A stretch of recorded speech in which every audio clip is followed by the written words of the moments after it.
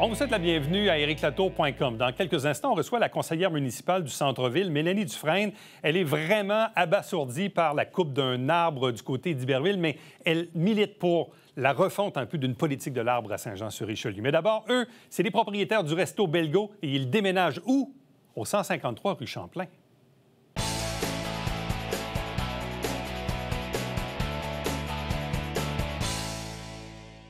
C'est une nouvelle très intéressante parce qu'elle a suscité beaucoup de curiosité. Sur les médias sociaux, on apprenait il y a quelque temps que le restaurant Belgo allait cesser ses opérations sur la 2e avenue à Iberville et qu'on allait déménager. Ils ont été très, très bons. Dans le métier, on appelle ça un teaser, là, un peu pour agacer les gens. Mais à quel endroit ils vont déménager? Là, il y a eu des spéculations. Il a dit, oui, oui, oui, ça va être à Iberville, mais ça va être dans l'ancien, aux Glaces. Après ça, non, non, non, ça va être dans le centre-ville de Saint-Jean. Et là, finalement, on connaît la destination finale. C'est le 153 rue Champlain. Nos deux invités sont avec nous du restaurant Belgo, Véronique et Robert. Véronique, bonjour. Bonjour. Robert, bonjour et bienvenue. Bonjour, merci. Bon, mais qu'est-ce qui vous a passé par la tête? La question du jour. En fait, c'est du questionnement depuis avant 2019.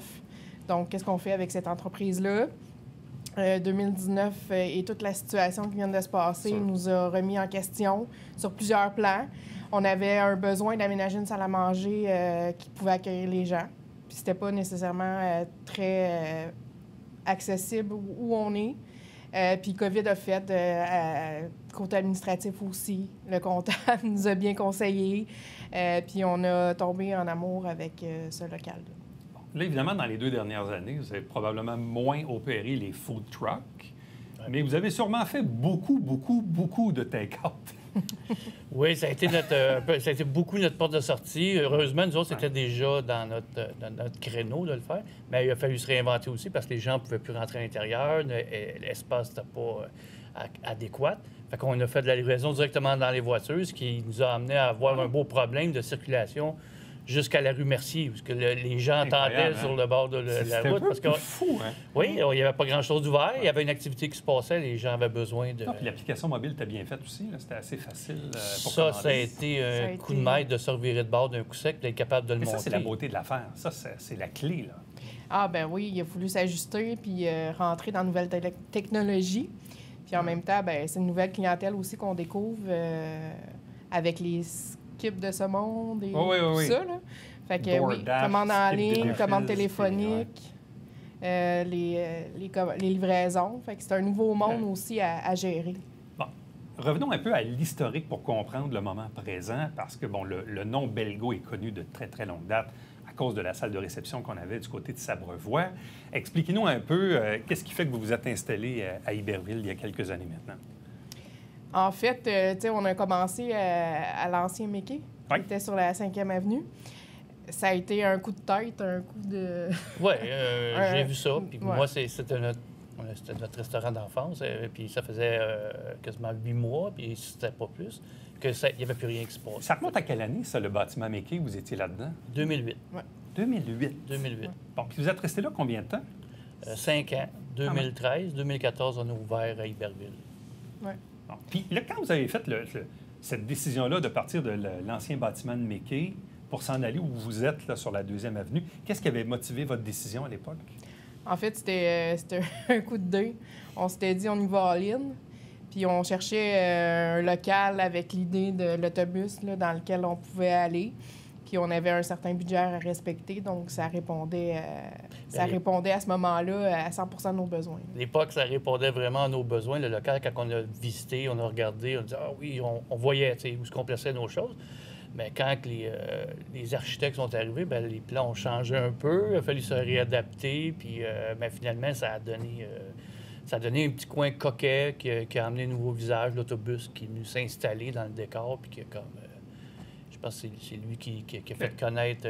c'était notre petite marque de commerce qui s'est installée. Donc, Belgo dans l'ancien Mickey, 2008, 2012, 13. Après ça, vous avez déménagé sur la 2e. Vous étiez maintenant depuis plusieurs années, donc de 2012, 13 jusqu'à aujourd'hui. Ouais.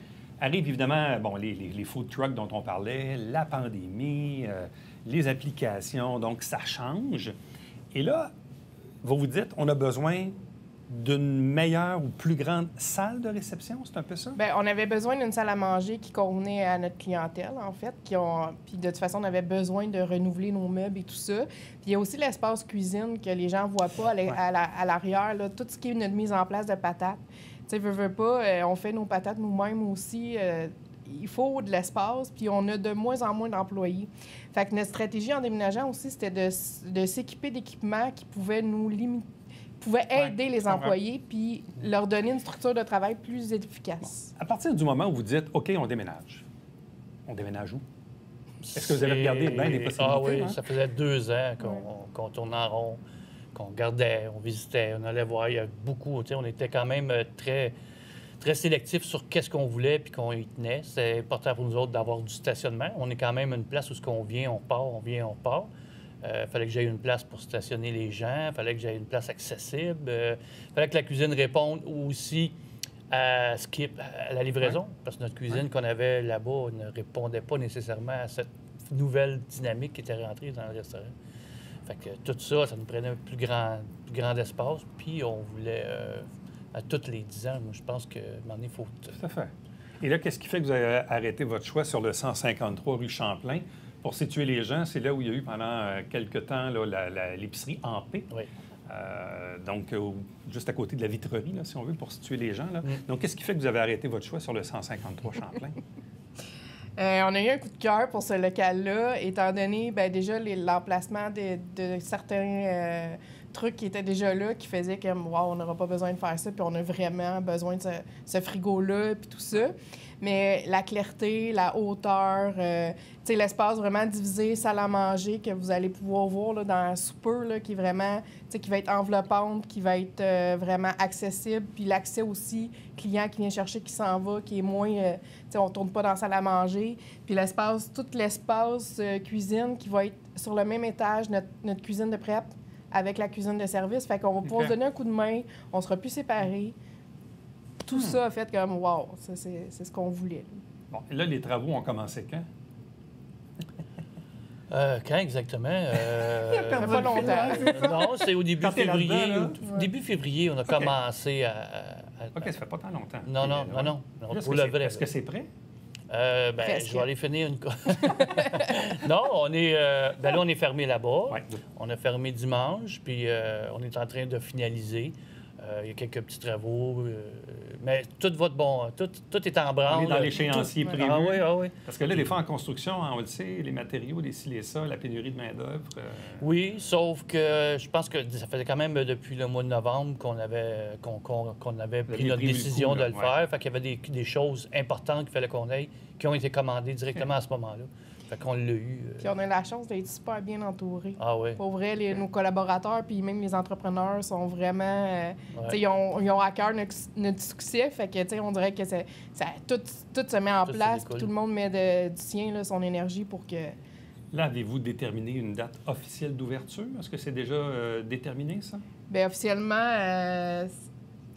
ça serait dur de se lancer, mais d'ici 2 semaines, on devrait être...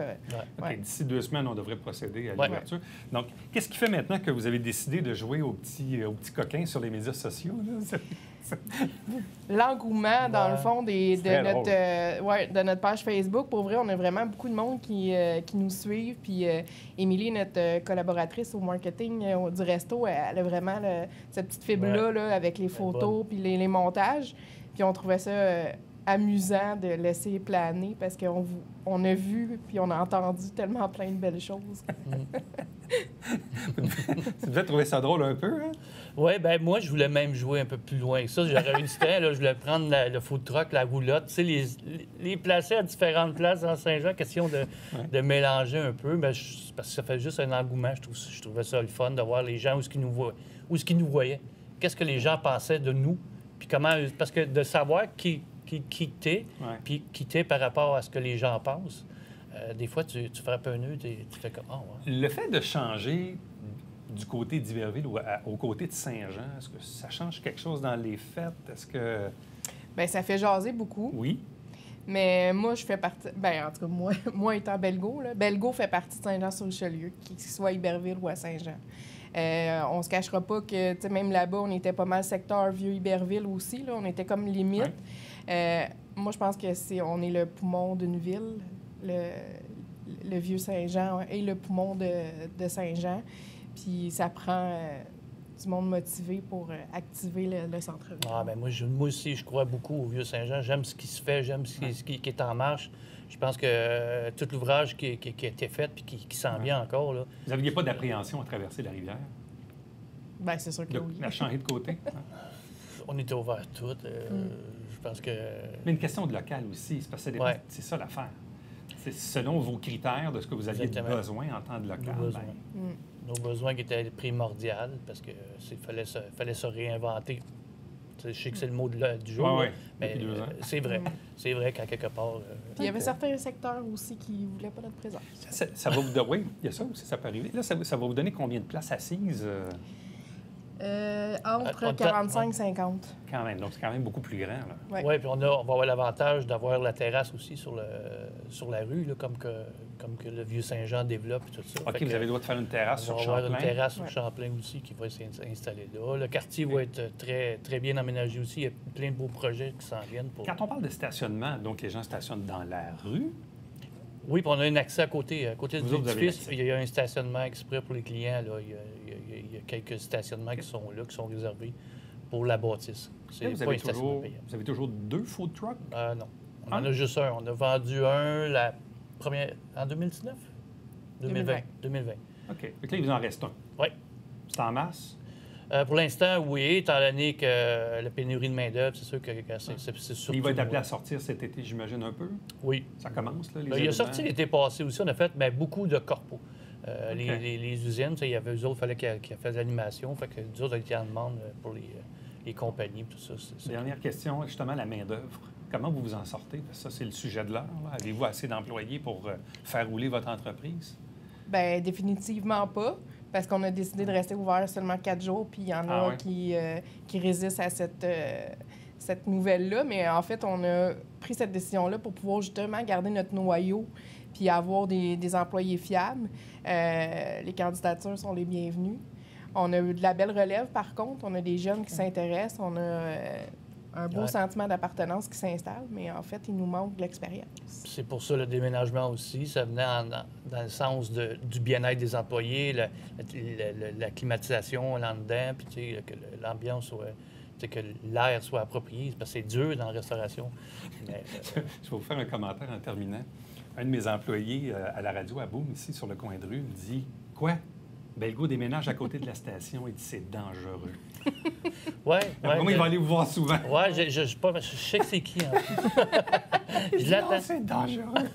En tout cas, il y en a une couple dans le centre-ville de Saint-Jean ici qui probablement, évidemment, vont aller vous voir là, dans les prochaines semaines. Ils sont Bienvenue dans cette partie-ci, dans la partie Ben ouest du Vieux-Saint-Jean. Ah, je suis très content. Je Ouais. suis très content. Très bonne chance. Ben, merci beaucoup. Reste avec nous, on vous revient après ceci. Mesdames et messieurs, bon matin et bienvenue à votre télébingo sur les ondes de télévision du Haut-Richelieu. Vous aimeriez jouer au bingo dans le confort de votre foyer? C'est possible. Tous les dimanches matins, 9h30, à la télévision du Haut-Richelieu, maintenant en haute définition au 609. Pour vous procurer les livrets du télébingo, c'est facile. Consultez la liste de nos 30 dépositaires au www.tvhr9.com.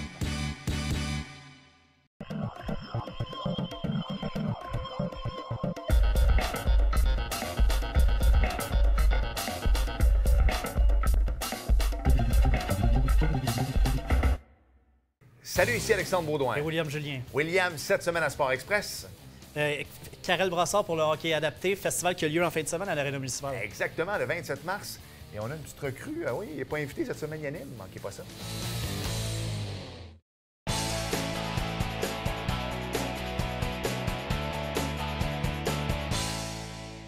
Bon, certains diront vive les médias sociaux parce que c'est souvent avec les médias sociaux que ça alimente les débats de société, les sujets. Pourquoi? Parlons d'arbres, parlons d'abattage d'arbres. Ça arrive parfois dans nos quartiers, puis on se questionne, mais est-ce que le voisin a le droit? Est-ce qu'il n'a pas le droit? Est-ce qu'il aurait dû le faire? Est-ce qu'il faut demander un permis? Nous-mêmes, sur nos propres terrains, on se dit des fois, on peut avoir un arbre malade. Est-ce qu'on a le droit de l'abattre? Est-ce qu'il faut demander un permis? Bref, il y a une politique de l'arbre qui est visiblement à définir ou à redéfinir. Et il arrive malheureusement des cas d'espèces où on semble où on a l'impression qu'on ne peut pas rien faire. Et la conseillère municipale, Mélanie Dufresne, l'a bien démontré sur sa page Facebook dans les dernières heures en dénonçant l'abattage d'un arbre sur la 7e avenue à Iberville. Elle est avec nous. Bonjour et bienvenue. Bonjour. Bon, ça, c'est le cas de la 7e avenue, mais c'est pas un cas unique. Non, il y en a eu aussi. On a dû intervenir sur la 3e rue aussi lors de la campagne électorale en septembre-octobre. Puis même, on est revenu sur le sujet en janvier dernier. Donc, c'est pas le seul dossier. Bon, c'est quoi la nature même du problème? Prenons l'exemple de la 7e avenue. De ce que je comprends, c'est que la réglementation municipale fait qu'on n'a pas de levier pour arrêter le promoteur s'il veut enlever un arbre sur son terrain. C'est ça, on n'a pas de levier légal parce qu'on n'a pas de politique qui encadre l'arbre dans certains secteurs. Bon, il y a la règle que si on veut couper un arbre en devanture, on va devoir le remplacer. Donc, il y a une politique de l'arbre actuellement, mais elle n'est pas assez rigoureuse pour qu'on soit capable d'éviter de l'abattage des arbres de 70 ans ou de 50 ans et plus actuellement. Donc, il faudrait peut-être reviser nos critères quand on émet des permis de construction. Il faudrait peut-être réviser nos critères peut-être en considérant les arbres de 50 ans et plus qui sont sur les terrains, puis de dire, est-ce qu'on a tout fait pour éviter l'abattage? On ne peut pas arrêter le développement, on ne peut pas arrêter la densification. Par contre, aujourd'hui, c'est une plus-value avoir un arbre de 70 ans en avant de chez soi, juste pour éviter les îlots de chaleur. Mais surtout s'il est en santé. Voilà. Parce que c'est ça un peu qui est troublant. Moi, je regarde... moi, je me suis fait bâtir en 2002 dans NDL, à mi-chemin entre le vieux et le nouveau quartier. Donc, en arrière de chez moi, c'est le vieux quartier. Le voisin avait à l'époque des espèces... C'était la mode des gros sapins, là, qui étaient quasiment 3 fois la hauteur de la maison. Oui. Ce qui fait que moi, j'ai fait faire mon terrassement en fonction que c'était ombragé. Oui. Or, je me lève un matin, puis les 3 méga-arbres sont plus là. Là, je me dis, mais ils sont en arrière-cour, donc qu'est-ce que je peux faire? J'ai aucun moyen légal. De toute façon, il est trop tard, ils sont abattus. Puis là, aujourd'hui, j'ai beaucoup de soleil dans ma cour. Ça, c'est un autre problème. Mais je me suis souvent demandé, est-ce que j'aurais pas pu, moi, comme citoyen, être consulté avant que mon voisin, parce que ça change ma vie. Oui. Forcément, là. Oui. Mais souvent, ce qu'on m'avait dit, ma conseillère, Patricia Poisson, m'avait dit, bien, comme c'est en arrière-cour, ils ont le droit, mais si c'était sur le devant, ça serait une autre histoire. Oui. Mais c'est bizarre comme politique. Oui, c'est bizarre. Puis, mais comme je vous dis, je pense qu'on évolue dans le temps, la société évolue. Puis je pense qu'on est rendu à faire évoluer aussi notre politique de l'arbre. Puis c'est quelque chose qui est, à mon avis, important qu'on fasse rapidement. Parce que on veut densifier pour notre ville, on a besoin de des logements. C'est quelque chose, c'est un besoin qui est criant pour notre ville, mais je pense que notre patrimoine bâti ainsi que notre patrimoine d'arbres, c'est important aussi à considérer là, dans la donne. Est-ce qu'il n'y aurait pas un inventaire à faire, justement? Tu sais, il y a un autre exemple qui me vient en tête. Il y a quelques années, il y a eu des gros travaux d'infra là, dans Saint-Gérard, à côté de la pharmacie Clermont, la rue Latour. Oui. Puis là, j'étais un peu moi-même scandalisé de voir qu'on abattait des gros arbres sur le boulevard. Mais bon, on a compris que les arbres, malheureusement, faisaient des racines qui menaçaient les solages des maisons parce qu'à l'époque, on avait fait un mauvais choix d'arbre. On a pris un arbre qui, visiblement, avait des enjeux de racines. Ça, c'est une autre affaire aussi. Tu sais, il y a eu des époques où on a planté à peu près n'importe quoi.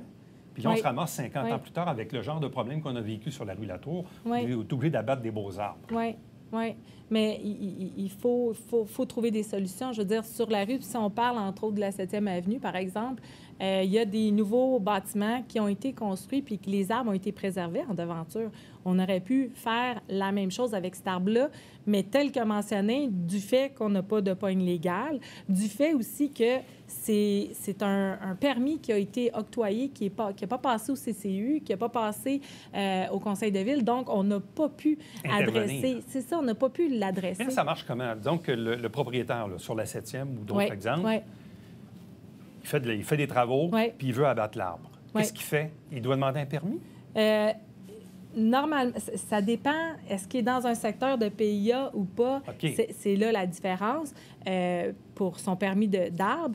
Puis du fait aussi que quand il présente ses plans à l'urbanisme, bien, on peut l'intégrer dans la discussion de dire, écoutez, pouvez-vous reculer votre bâtiment de tant de mètres pour préserver l'arbre. Tu sais, je pense qu'aujourd'hui, il y a une discussion qui peut avoir lieu, même si, tu sais, je veux dire, néanmoins qu'il faut que tu ailles chercher un permis pour abattre l'arbre, néanmoins tout ça, même pour le remplacer. Moi, je pense que la discussion aujourd'hui, c'est comment qu'on peut faire différent, comment est-ce qu'on peut travailler à ce qu'il puisse réaliser son projet sans abattre l'arbre en avant. J'ai pas l'impression que ça a été fait, puis j'en veux pas à personne parce que ça fait pas partie des critères. Faut juste nous autres... C'est un changement de culture. Oui, c'est un changement. Ça prend un appui légal avec une réglementation qui est forte, qui est détaillée. Oui. Parce qu'on a déjà vu aussi des abattages plus sauvages où les gens, finalement, les coupent alors qu'ils n'ont pas le droit. Ils s'en foutent. Ou que les permis... On va payer l'amende, puis... C'est ça. Puis même les amendes sont, moi, à mon avis, ridicule. ne sont pas assez dispendieuses. Voilà. Bon. Comment on peut soumettre ça? Est-ce qu'il y a d'autres villes, ailleurs au Québec ou même au Canada, qui ont des politiques d'arbres plus costaudes? Plus étoffées, oui. Plus étoffées. Est-ce qu'on sait si ça existe? Ça existe. C'est drôle parce que j'ai alimenté le discours ce matin, j'ai plein de citoyens qui m'ont écrit. Tu sais, c'est le fun parce que c'est un débat qui est sain. Je pense qu'il faut en parler, il faut sensibiliser les gens face à ça. Autant mes collègues autour de la table. Je peux vous parler de Jérémy Meunier, qui il est au même diapason que moi, qui a interviewé. Puis c'en est un qui travaille fort, lui aussi, pour les préserver. Mais... il y a des municipalités qui ont travaillé des politiques d'arbres, entre autres Valleyfield. Puis ça, c'est des citoyens ce matin qui m'ont envoyé de la documentation face à ça. Je ne l'ai pas lu, mais je pense que nous autres, en tant que conseil de ville, on se doit de mandater notre service à le regarder. Puis provisoirement, comme je vous dis, peut-être l'intégrer à l'intérieur, quand on émet des permis de construction, c'est peut-être d'intégrer cette notion-là à même les critères là, pour émettre un permis. Est-ce qu'on a tout fait dans notre pouvoir pour éviter l'abattage de cet arbre? Je pense que ça pourrait être quelque chose qui, temporairement, pourrait nous donner cette latitude jusqu'à temps qu'on arrive avec une vraie politique de l'arbre plus étoffée. Tout à fait.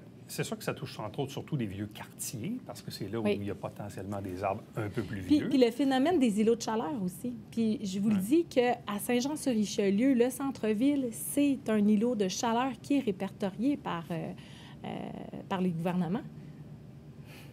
Donc, il faudrait à la base que le conseil municipal mandate ses fonctionnaires pour dire, voulez-vous regarder la situation, revenez-nous avec des propositions, regardez ce qui se fait ailleurs, puis arrivez-nous avec quelque chose.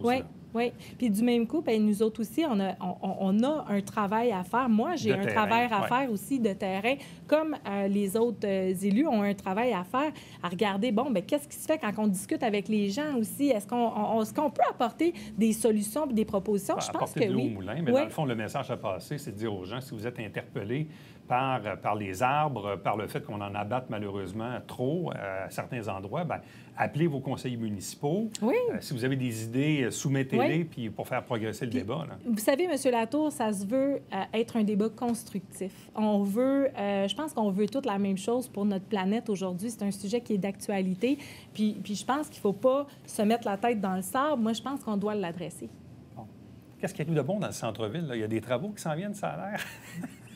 Oui, il y a encore des travaux pour terminer la rue Richelieu entre... Est-ce qu'on a des appréhensions par rapport à ça? Parce que là, le pont, c'est pas mal terminé, et tant mieux. Là. Mais là, il y a d'autres étapes là, qui s'en viennent. Bien, oui, j'ai des appréhensions parce que nos commerçants l'ont eu dur avec la COVID. Le Soyer local a fait beaucoup de belles choses dans le temps de Noël pour essayer de soutenir ces commerces locaux. Moi, je pense qu'il y a des initiatives, puis le milieu même m'a interpellée pour dire, OK, qu'est-ce qu'on peut faire? Qu'est-ce que Soyer local peut faire pour le centre-ville dans les travaux cette année? Donc là, on est arrivé avec des suggestions concrètes. Le milieu est arrivé avec des suggestions qu'on a déposées au développement économique de la ville la semaine dernière. Donc, ça a été bien perçu aussi, bien reçu. Puis, on est en train de travailler là, des moyens pour aider nos commerçants qui vont être dans les travaux. Là, d'ailleurs, je sais que prochainement, on devrait recevoir à l'émission Sophie Latour et Benoît Fortin pour parler un peu du calendrier des travaux là, qui est en train de se faire en ce moment. Ça va être... C'est la clé de l'affaire, c'est le calendrier. Parce qu'à partir du calendrier, on est capable de développer un certain plan, d'autant que là, cet été, il y a le retour de l'été chaud, avec des spectacles à la place publique puis ailleurs aussi dans le centre-ville. Puis le décor demeure aussi. Il s'apprête ça. à changer à partir du 1er avril. Donc ça, c'est toutes des bonnes nouvelles pour le centre-ville. Il faut que les gens viennent pareil. Il faut qu'ils viennent voir, même si c'est en construction, c'est pas grave. On a du stationnement en masse aussi. Puis prendre une bonne marche, ça nous fait découvrir des... Il y a quand même 3 beaux exemples. Regarde, avec le recul, ce qu'on a fait dans l'entrée nord, l'entrée sud, Ouais. le Pont-Gouin et son pourtour, Ouais. la place publique, je remonte plusieurs années auparavant. Donc, on s'en va dans la bonne direction. On Mais il y a s'en- encore un bon bout à faire. C'est des travaux majeurs. là. C'est des travaux majeurs, mais après ça, tout le monde va s'en porter mieux. Puis, tu sais, c'est sûr qu'on a aussi tout le phénomène de l'itinérance aussi. Parce que Qui est nouveau. Qui est nouveau, que les commerçants nous interpellent aussi de la rue Champlain. Fait que je pense qu'il va falloir aussi se pencher sur cette problématique-là qui est pas facile.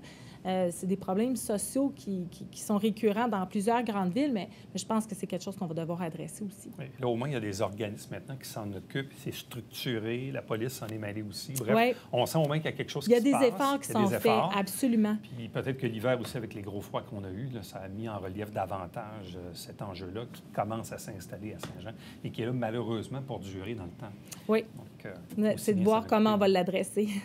Mélanie Dufresne, merci beaucoup. Merci à vous. Vous n'avez pas le goût de vous enchaîner à travers un arbre? Non. Des fois que ça marcherait. Salut. Restez avec nous. On vous revient après ceci.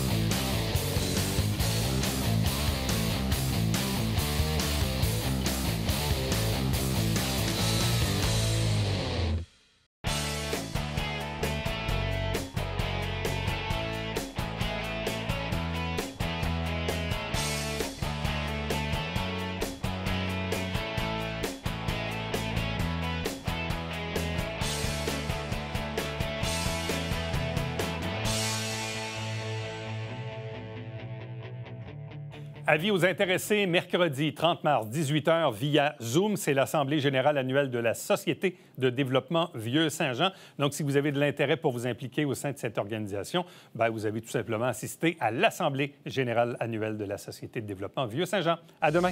Bye-bye.